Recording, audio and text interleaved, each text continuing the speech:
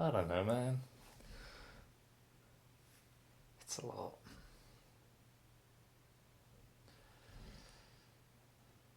As Sarah Lynn would say, it's too much, man. I've filled notebooks with this stuff. Oh, I've filled hours of people's time. But I put it on a big piece of paper. Whole thing. And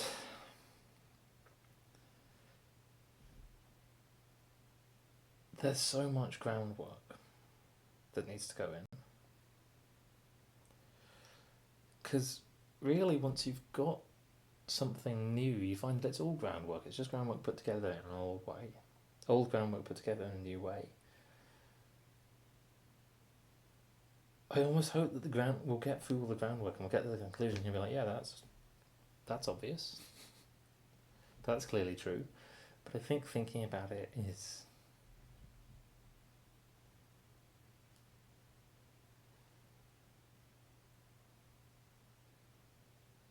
needs to be done piece by piece.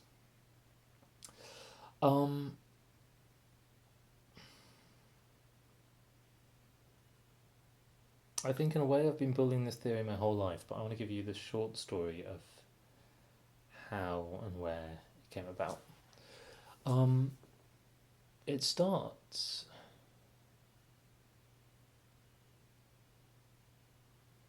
in the summer of 2016,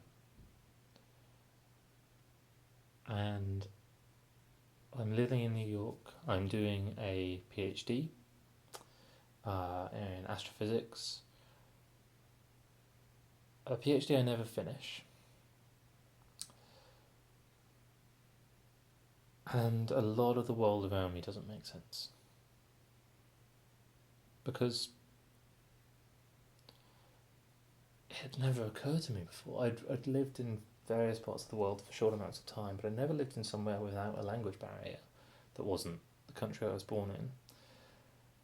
And in the States, even in New York, which is itself sort of halfway island to a more European view of the world, I couldn't understand most people most of the time. And I don't mean that I couldn't understand what they were saying. I couldn't understand why they were saying it.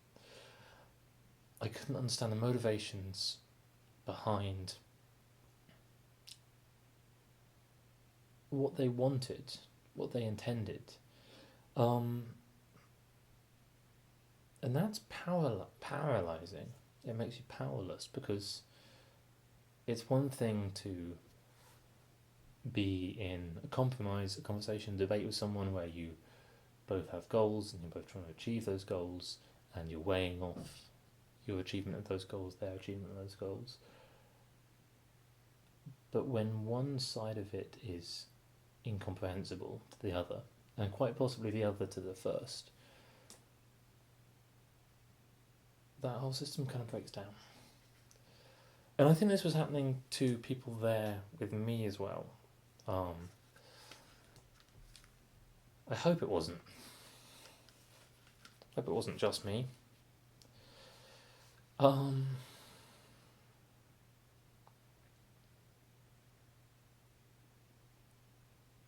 But it told me a huge amount about how different and incoherent something that should make sense, how far off piece it can go. Why should I not be able to talk to these people? They speak the same language, they're rational, compassionate human beings as much as anyone, and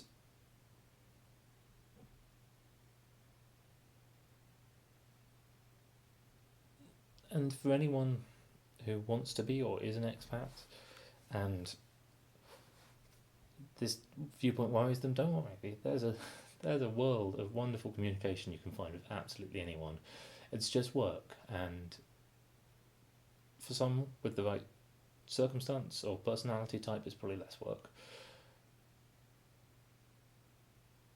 For me, as someone who probably has got by much more by analysing what I am supposed to do in a social situation than what I feel, suddenly the rule book was broken.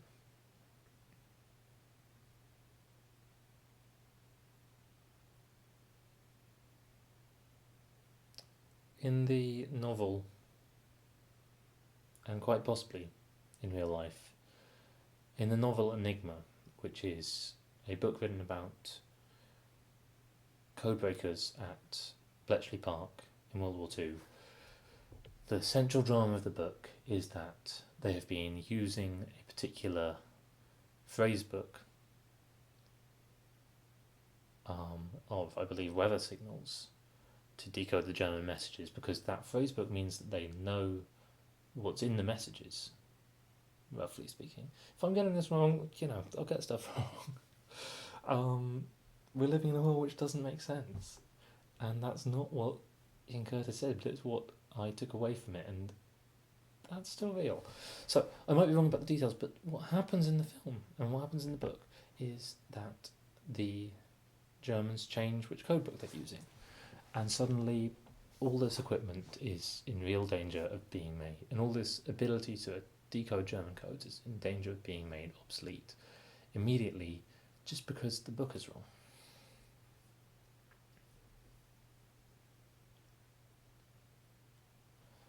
So I was there, and it's only later that I realised kind of how much things weren't fitting together and I wasn't making sense of it. At the time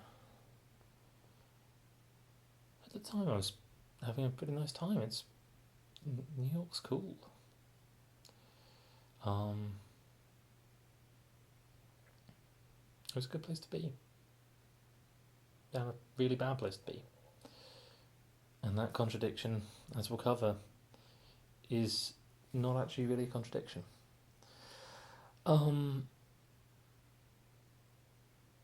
So I'm there, and I'm really coming up against this idea that other people who I strongly believed, and I do believe now, but more tempered, were cut from exactly the same cloth.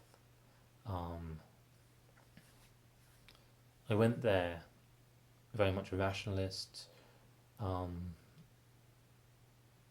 determinist, and someone who really believed that people are pretty much fundamentally the same, although there are many, many differences that we inherit or have thrust upon us within our lives that make us diverge in some way.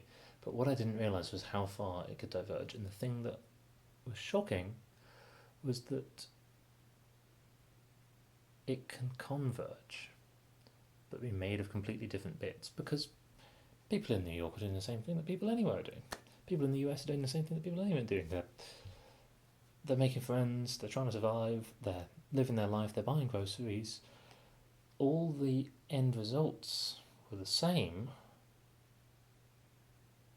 What had broken down was the middle ground. It was the tool that wasn't making sense, not the task and not the solution to it.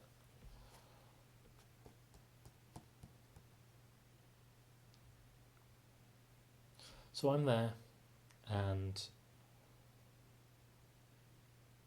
I kept talking with some friends, because a lot of us are talking about this at the moment, especially like data scientists in all disciplines are suddenly coming across the fact that it's quite possible a task that they've been laboriously doing for maybe decades can be rapidly and efficiently done, or some simple version of it can be rapidly and efficiently done by some kind of machine learning algorithm.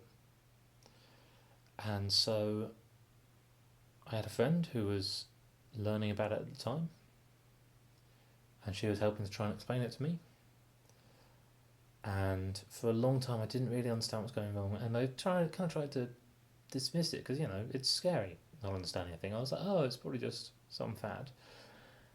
And as is often the case with big realizations, I had this really simple realization after a while, something that almost certainly had been said to me before.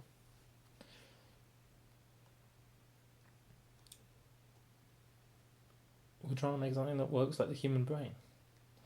And I think when I heard this before, I heard we're trying to make something that sort of has a semblance to the human brain in, like, often we use really loose language when talking about really discrete things. This is something that anyone who's gone very far in mathematics will have seen a lot of. Mathematics is incredibly exact. Same in many sciences. Physics is incredibly exact, and yet when we come to talk about it in words rather than diagrams and equations, we have to drop back onto this really washy language.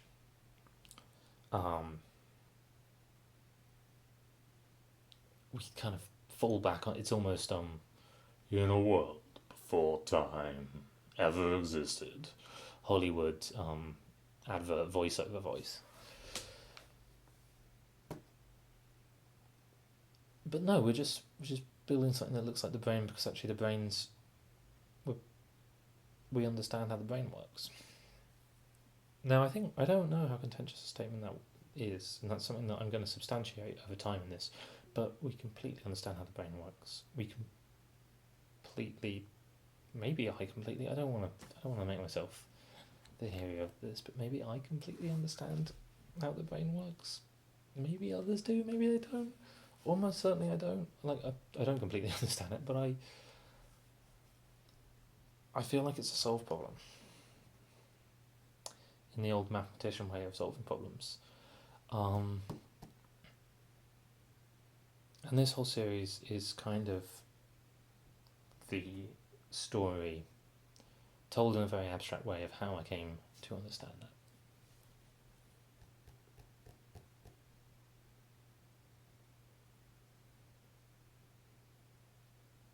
And I remember we talked about this sitting on the plaza outside of the observatory physics building, 2017 probably, outside of the observatory and physics building in Columbia, uptown New York, a city which I'd frankly moved to for its incoherence. And then later that day, the same friend and I were having a coffee, maybe a few days later, in the garden of a coffee shop in Brooklyn, and I don't want to pretend that this was a Isaac Newton apple coming out of a tree. This was the thought that was slowly building then and was slowly building now, but maybe I think it had in its gradual adoption in my head, it maybe hit its fastest point of growth. And in the meantime, I've just been filling in those gaps to get it up to 100%, and I'm using the screen as a vertical axis here. There's still some distance to go. But I'm starting the story here.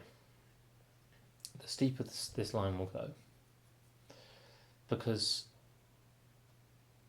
I had a moment there of realising that it's turtles all the way down.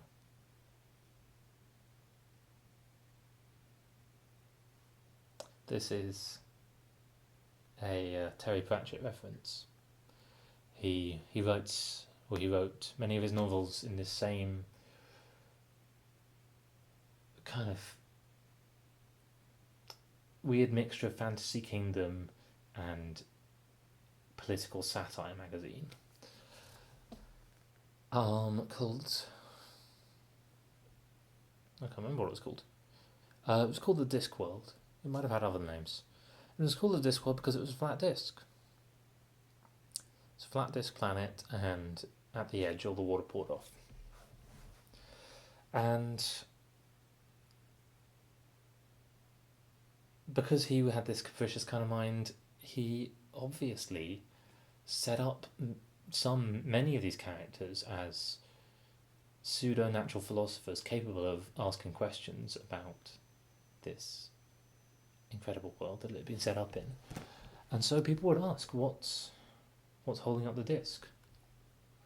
And the answer, the standard answer, the answer that may even be confirmed at some point. I think people in some part in the books may go over this edge and see this and know it to be true. What's holding up the disc are 4 elephants. The disc is sitting on the back of 4 elephants. And okay, 4 elephants. Great. What's holding them up? What's holding this whole thing from just falling through the cosmos? Says the chief scholar of the Department of Applied Theoretical Metaheuristics. Aha. It's on a turtle. Big old turtle. It's on the back of a giant turtle. The four elephants are standing on the back of the giant turtle. The turtle doesn't mind. It's big. It's just standing on the shell. Everything's fine. No turtles were. Yeah, says the person. But I'm on to you now. I've got a loop. What's the square root of -1? And he says, that's a turtle. That's what's underneath the turtle. It's turtles all the way down.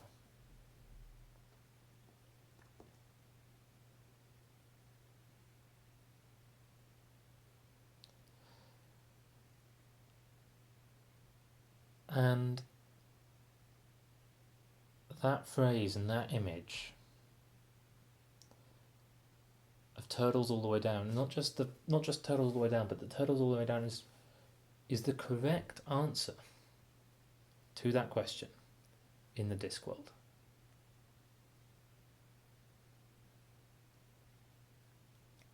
That is what it felt like to put all this together, to see that there was this sort of semi-absurdist but wonderfully consistent, recursive sense and structure.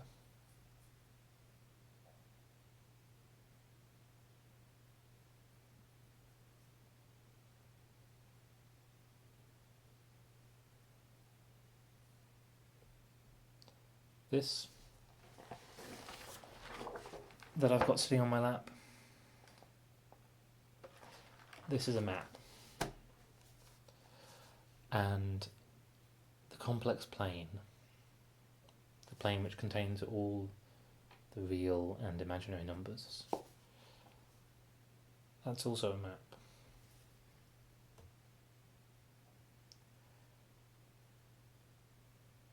And that mobile, that's a map.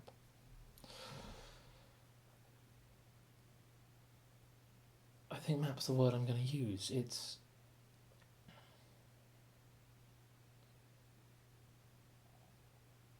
a stretching a definition, but not so far.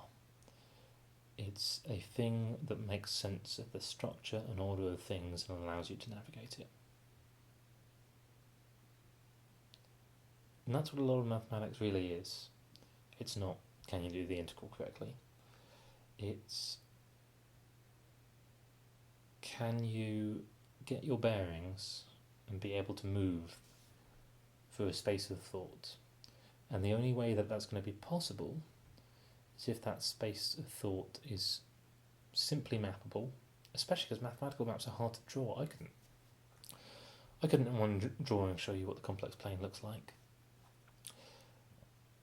The complex plane is explorable and traversable and mappable because it follows simple structural rules. It can be explained in fewer words than the list of things it contains. And it has symmetries and properties that are logical and build on from its definition.